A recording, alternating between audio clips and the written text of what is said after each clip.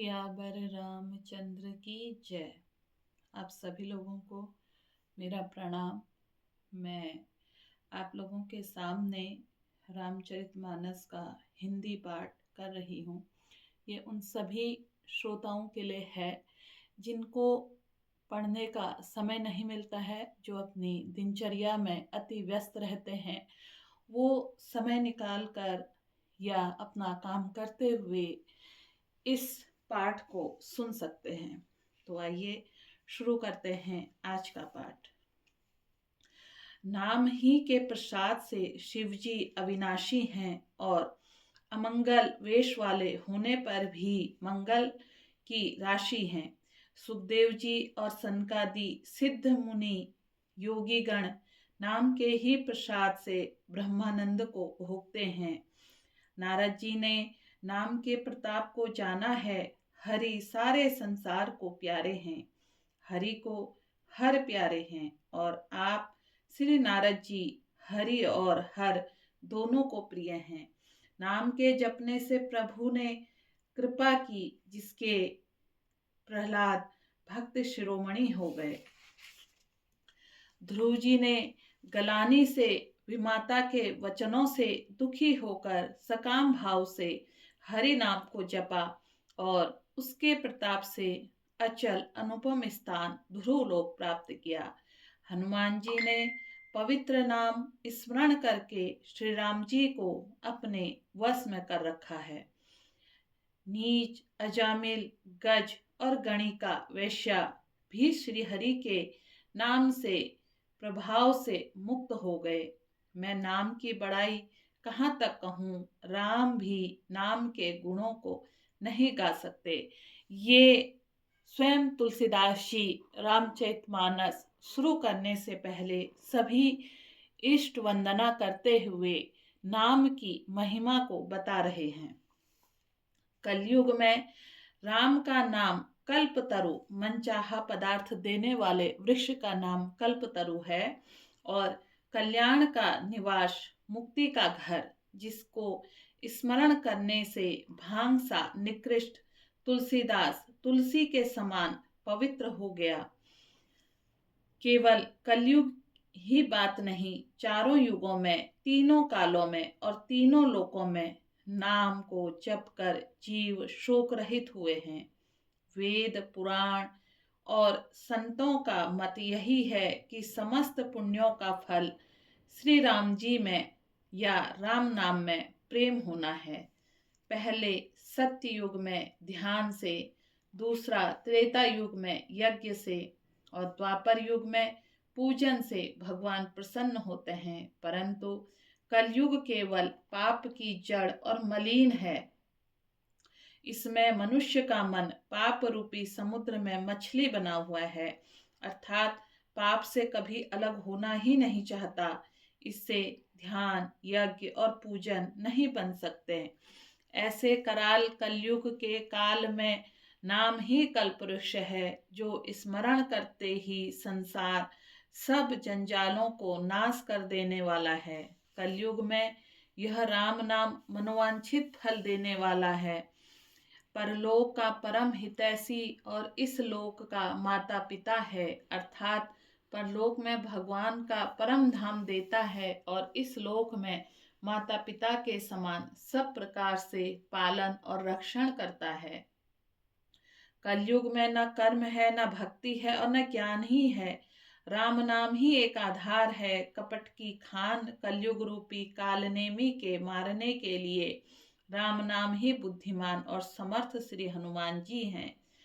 राम नाम श्री नरसिंह भगवान है, कलयुग हिरण्यकश्यप है और जप करने वाला जन प्रहलाद के समान है। यह राम नाम देवताओं के शत्रु कलयुग रूपी दैत्य को मारकर जप करने वालों की रक्षा करेगा। अच्छे भाव प्रेम से, बुरे भाव बैर से, क्रोध या आलस्य से, किसी तरह से भी नाम जप करने से दशों दिशाओं में कल्याण होता है। उसी परम कल्याणकारी राम नाम का स्मरण करके और श्री रघुनाथ जी को मस्तक में नवाकर मैं राम जी के गुणों का वर्णन करता हूँ। वे श्री राम जी मेरी बिगड़ी सब तरह से सुधार कर लेंगे, जिनकी कृपा करने से नहीं अघाती। राम से उत्तम स्वामी और मुझ सरीखा बुरा सेवक, इतने पर भी उन दयानिधि ने अपनी ओर देखकर मेरा पालन किया है। लोक और वेद में अच्छे स्वामी की यही रीत प्रसिद्ध है कि वह विनय सुनते ही प्रेम को पहचान लेता है। अमीर, गरीब, गंवार, नगर निवासी, पंडित, मूर्ख, बदनाम, यशस्वी, तो सुकवि, कुकवि, सभी नर नारी अपनी बुद्धि के अनुसार राजा की सराहना करते हैं, और साधु, बुद्धिमान, सुशील, ईश्वर के अंश से उत्तम कृपालु राजा ये तुलसीदास की सबकी बातें सुनकर और उनकी वाणी, भक्ति, विनय और चालों को पहचान कर सुंदर मीठी वाणी से सबका यथायोग्य सम्मान करते हैं। यह स्वभाव तो संसारी राजाओं का है। कोमलनाथ श्री रामचंद्र जी तो चरित्र शिरोमणि हैं।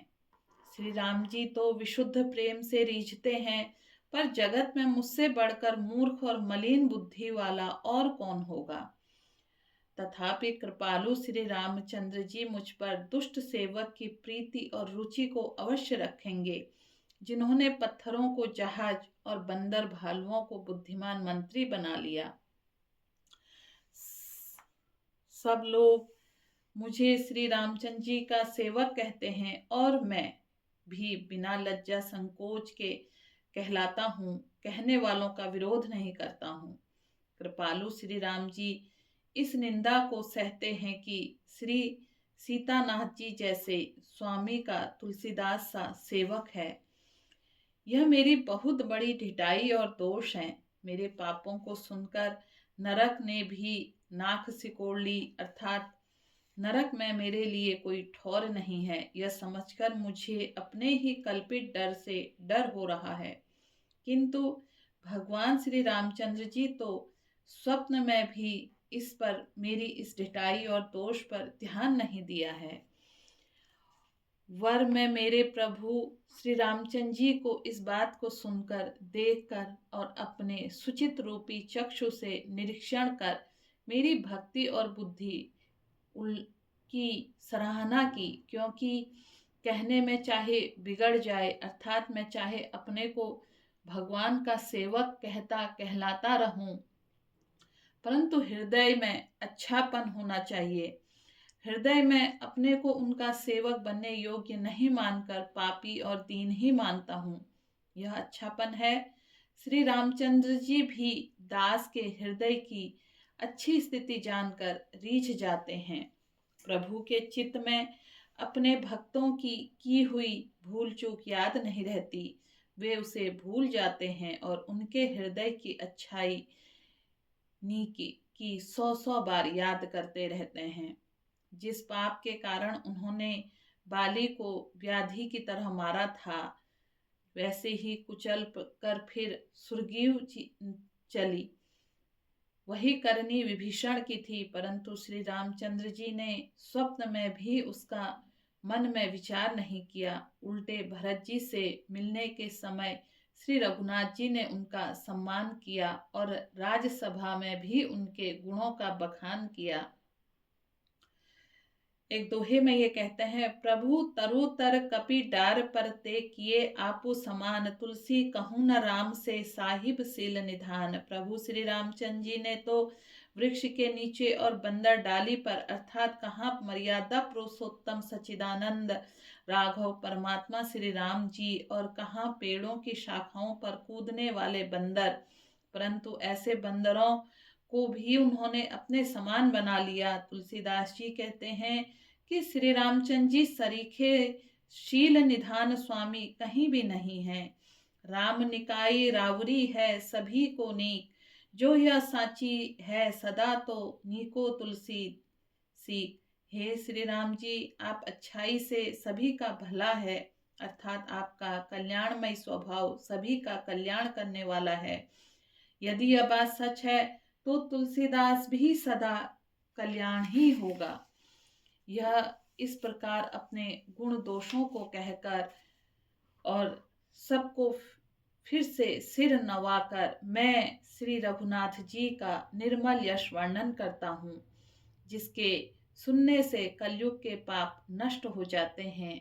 मुनि याकलव्य जी ने जो सुहावनी कथा मुनि श्रेष्ठ भरद्वाज जी को सुनाई थी, उसी संवाद को मैं बखान कर कहूँगा, यह सब सज्जन सुख का अनुभव करते हुए उसे सुने। शिव जी पहले इस सुहावने चरित्र को रचा, फिर कृपा करके पार्वती जी को सुनाया। वही चरित्र शिव जी ने काकभूषणी जी को राम भक्त और अधिकारी पहचान कर दिया। उन काकभूषणी जी से फिर याकलव्य जी ने पाया और उन्होंने फिर उसे भरद्वाज जी को गाकर सुनाया। वे दोनों वक्ता और श्रोता यानी कि याकलव्य जी और भरद्वाज जी के बारे में बोल रहे हैं। समानशील वाले और समदर्शी हैं और श्री हरि की लीला को जानते हैं। वे अपने ज्ञान से तीनों कालों की बातों को हथेली पर रखे हुए आंवले के समान प्रत्यक्ष जानते हैं। और भी जो सुजान भगवान की लीलाओं का रहस्य जानने वाले हरिभक्त हैं, वे इस चरित्र को नाना प्रकार से कहते हैं, सुनते हैं, समझते हैं। फिर वही कथा मैंने वाराह क्षेत्र में अपने गुरुजी से सुनी, परंतु उस समय मैं लड़कपन के कारण बहुत बेसमझ था, इससे उसको उस प्रकार अच्छी तरह समझा नहीं।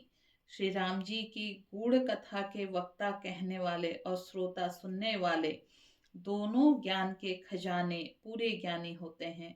मैं कलयुग के पापों से ग्रसा हुआ महामूढ़ जड़ जीव भला उसको कैसे समझ सकता था। तो भी गुरुजी जब बार बार कथा कही तब बुद्धि के अनुसार कुछ समझ में आई, वही अब मेरे द्वारा भाषा में रची जाएगी, जिसे मेरे मन को संतोष हो। जैसा कुछ मुझ में बुद्धि और विवेक का बल है, मैं हृदय हरि की प्रेरणा से उसी के अनुसार कहूँगा। मैं अपने संदेह, अज्ञान और भ्रम को हरने वाली कथा रचता हूँ, जो संसार रूपी नदी के पार करने के लिए नाव है। राम कथा पंडितों को विश्राम देने वाली, सब मनुष्यों को प्रसन्न करने वाली और कलयुग के पापों का नाश करने वाली है।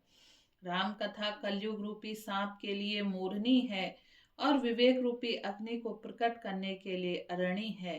अरणी है एक जो मंथन की जाने वाली लकड़ी होती है, उसको अरणी कहते हैं। अर्थात इस कथा से ज्ञान की प्राप्ति होती है। राम कथा कलयुग में सब मनोरथों को पूर्ण करने वाली कामधेनु को है और सज्जनों के लिए सुंदर संजीवनी जड़ी है। पृथ्वी पर यदि अमृत की नदी है, जन्म मरणी रूपी भय का नाश करने वाली और धर्म रूपी मेड़ों को खाने के लिए सर्पणी है। यह राम कथा असुरों की सेना के समान नरकों का नाश करने वाली और साधु रूप देवताओं के कुल का हित करने वाली पार्वती दुर्गा है। यह संत समाज रूपी क्षीर समुद्र के लिए लक्ष्मी जी के समान है और संपूर्ण विश्व का भार उठाने के लिए अचल पृथ्वी के समान है। यमदूतों के मुख पर कालिख लगाने के लिए यह जगत में यमुना जी के समान है और जीवों का मुक्ति देने के लिए यह मानो काशी है। यह श्री राम जी को पवित्र तुलसीदास के समान प्रिय है और तुलसीदास के लिए हुलसी, तुलसीदास जी का माता का नाम है, के समान हृदय से हित करने वाली है। यह राम कथा शिव जी को नर्मदा जी के समान प्यारी है। यह सब सिद्धियों तथा सुख संपत्ति को राशि है। सद्गुणी रूपी देवताओं के उत्पन्न और पालन पोषण करने के लिए माता अदिति के समान है। श्री रघुनाथ जी की भक्ति और प्रेम की परम सीमा ही है। एक बार सारे लोग प्रेम से बोलिए, सियावर रामचंद्र की जय।